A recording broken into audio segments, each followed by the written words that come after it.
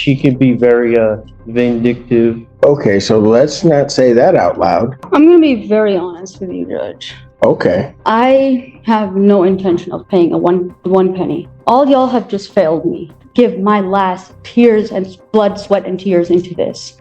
In March, I was in jail for beating him up. I'm hopeless, frustrated, and exhausted, and I'm done, sir. I'm mentally. I'm in middle school. I didn't pass. I'm not educated. I need to speak to me like a toddler. I would understand that better. Thank you. This case is straight up chaos from the very start. We've got a husband and wife who clearly can't stand each other, won't move out, and also refuse to pay rent. Basically, the perfect setup for a courtroom explosion. At first, the husband steps up and actually seems pretty normal, just trying to lay out his side.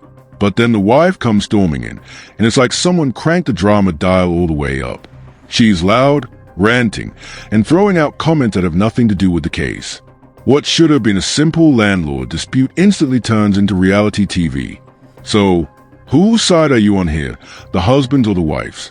Let's get into it. Your name, sir? Devin Miller. All right. And Miss Mahmood, is she here or no? Yes, she is here, but I think she's having some difficulties right now. Your Honor, we haven't received a payment since the last time we were here. It's $26.65 total. $25.65. I'm sorry. 25. Oh, so I recently just received employment, so been waiting for my check to come between that time. I have a note that $1,000 was going to be paid. I don't know why. $1,000? Okay. Well, how would you intend on getting this paid off, sir? So I don't get paid until the 28th. Until the what? The 28th of June. Okay, but all right, let's take that. And how much would you be willing? How much are you going to be able to pay? So with me working weekly, I get paid $5.60 on a full. On a full check, you get how much? $5.60 minus tax. Because I don't know how we're going to do this if she's not here, because I'm about to. I mean, my inclination is to issue a judgment. Well, we've been having some difficulties in being uncooperative.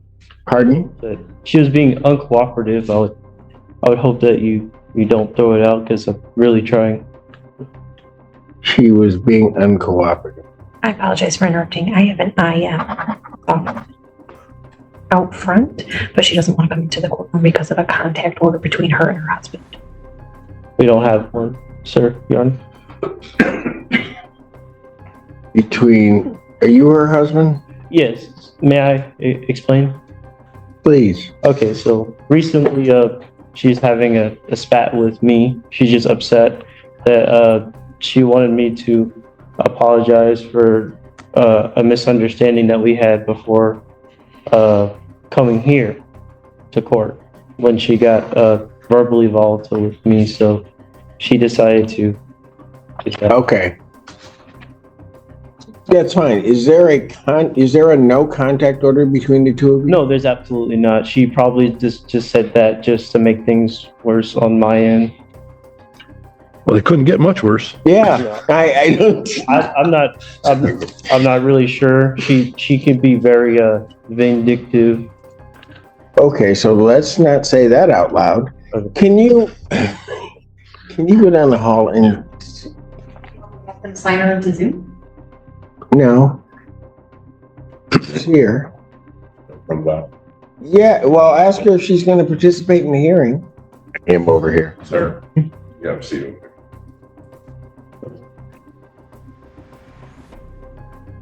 All right. And what's your name? Miriam Mahmood. All right. There's a total amount of $25.65 owing.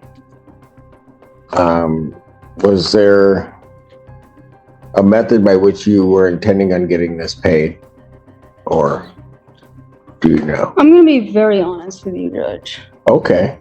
I have no intention of paying a one penny. No intention of paying one penny. I've been with Barnes and Barnes since 2021 in this place. I've been with Barnes and Barnes for about 6 years now. Before that, I was in different apartments with Barnes and Barnes. Before that, I've been in EMU since I was 16. Eastern Police, Ipsy Police, all y'all have just failed me.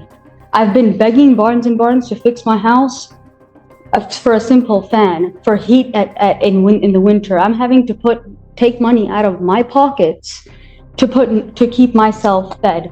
I would rather sleep in my car than fight for a house, because along with this court case, I'm dealing with my dad who decided to touch me for 6 years and get away with it. Along with that, I'm dealing with my mom not cooperating and being in cahoots with him. I'd rather win a settlement than fight for this and give my last tears and blood, sweat, and tears into this. My husband doesn't understand how to speak to me nicely. That's why we're not standing here together.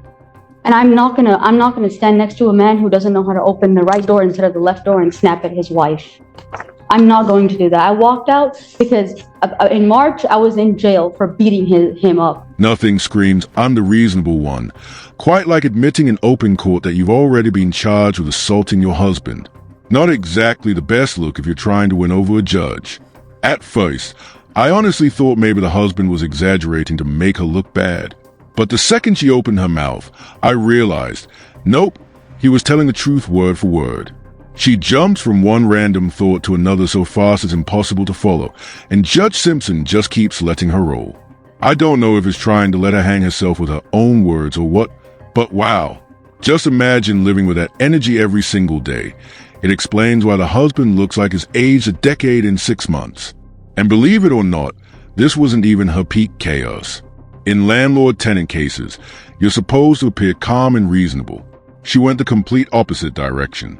After watching, let me know whose side you're on. I'm not going to stand here and go out of my character and act irate when I don't want to fight for something that's mine. That's not, he claimed that it's his more than mine. I brought him into my house. I gave him my car. I gave him the clothes on his back. I'm not going to fight for this anymore. I'm exhausted, tired, and hopeless. Ipsy Police was in my house today at 5 a.m. when I asked for harassment. I filed a PPO. I'm getting no help. I'm hopeless, frustrated, and exhausted. And I'm done. Okay. I just had to make sure, which is why I wanted to do it in the courtroom, that I was going to find no tribal issue. I was going to issue a judgment to the plaintiff. And I just wanted to make sure that you understood what the court was doing, which is why I wanted you here. All right. So the court finding no tribal issue on their judgment for possession and money. It looks like you requested for possession and money as to both defendants. Total amount, the $25,600, that was inclusive of cost, correct? Yes. In the total amount of $2,565. And an order of eviction or writ will issue in 10 days. All right. Thank you. Sorry, could you say that again? I speak 3 different languages. I'm not American. I'm British. So I didn't understand one word that came out of your mouth. I'm sorry, sir. The whole thing? You're throwing legal words at me, sir. I'm mentally, Ma'am. I'm in All right. middle school. I didn't pass, I speak 3 different languages. I'm not educated. Okay. So I don't understand when you throw legal terms at me. I need to speak to me like a toddler. I would understand that better. Thank you. All right. I'm issuing a judgment. I'm signing a judgment, a piece of paper indicating that plaintiff, your landlord, has the right to possession of the premises. Okay, so unless $2,565 is paid prior to July 1st or by July 1st. If it's not paid by July 1st, they can then file for what's called a writ of restitution or an order of eviction to have you move. Either at that point you can move by then or you can pay the money by then. If you fail to move, what will end up happening if they file that order of eviction, the court will sign off on it. And then what will happen is the sheriff, another police agency, or the sheriff's department or a court officer will show up and will, if you haven't vacated the premises, will remove you from the process. Yeah, and I know how the eviction process works. I just don't. I have lawyers in my family, but I'm more on the medical side rather than the lawyer side. But I appreciate all your help, and sorry All right. my husband and I aren't cooperating today. Thank you. Thank you, Your Honor. Good morning again, Your Honor. Andrew Meyer on behalf of Joseph Taylor. Mr. Taylor, could you state your name for the record? Joseph Taylor. Thank you. Your Honor, this is time and date set for a probable cause conference. This time we're asking the court to set this for the next available preliminary exam date. Discovery is complete. To my knowledge. People have their witnesses available the second. Yes, Your Honor. Preliminary examination will be set July 2nd, 2024, 9 a.m. That is in person, before Judge Washington. I'd like to address bond for his, Yes, go ahead. he has been contacting the victim I'll just go. in this case, and we also ask you to report his jail phone call privileges. He's he's called her 195 times, What? yes, and, Did you say 195? yes. Oh. And, even one of the calls, he said, email the judge and the prosecutor and the lawyer, and that day we received the email from the victim. All right, that's a lie. Stop. That's a fucking lie. Hey, Oh, no, you're not going to say that. Both privileges are hereby ordered revoked. Okay. Defendant's bond is set at no bond. I don't give a fuck. Okay, he's now in contempt. That's 93. Anything else? I think at this time, Your Honor. Okay, I'm going to need an order. Contempt. You got 93 on that. His bond's been revoked. It's 0, and he's got a preliminary examination. Good luck, Judge Washington. I've said this before, but it's worth repeating. Judge Simpson is easily in my top 3 favorite judges, and after this, he might just be number 1. It's between him and Judge Oakley. Honestly, the patience this man shows is unreal. He listens, lets the rants play out, and still manages to keep the case on track without losing his cool. That's a skill most people don't have. Some folks say it's too soft, but I think is a perfect balance. Out of the 2 hearings, the first one was the wildest. The wife was just on another planet entirely. I don't know what the husband saw in her to marry her, but I couldn't last a single day in that house. And at the end of the day, no matter how messy the drama is, rent law is rent law. You either pay up or move out. So, let me know in the comments what you thought of both hearings, and if you've ever seen a couple this stubborn in court. Thanks so much for watching, and don't forget to like and subscribe. It really helps the channel out.